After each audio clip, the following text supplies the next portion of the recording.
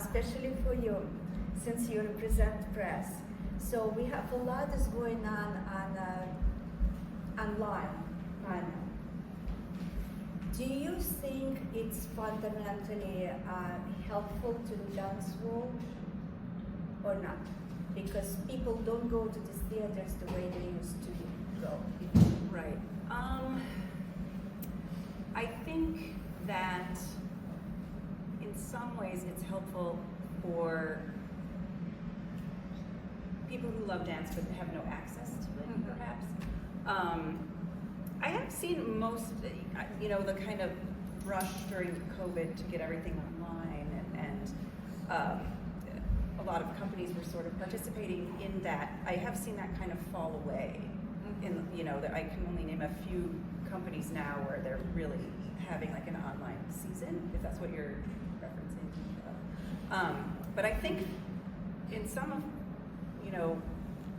the conversations I've had with directors or other people in the dance industry, they said it was very expensive for the company to produce like an online section of their, productions. That it cost a lot in terms of the production value. There were orchestra unions to worry about and things like that. So I'm not sure if that is going to continue in the way that it did during COVID. It's my personal kind of take on things. For me personally, it's really nice to be able to, like Pacific Northwest Ballet still presents a digital version and for me it's really nice to be able to watch that from New York, right?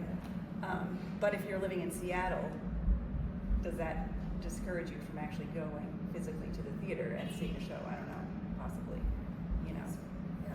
So that I think there is some problem, because when you go to this theater and there are beautiful companies performing on new productions, new choreography, and you see half audience seats are empty, your question is that what happened to this beautiful New York, which was center of culture and dance when I came here?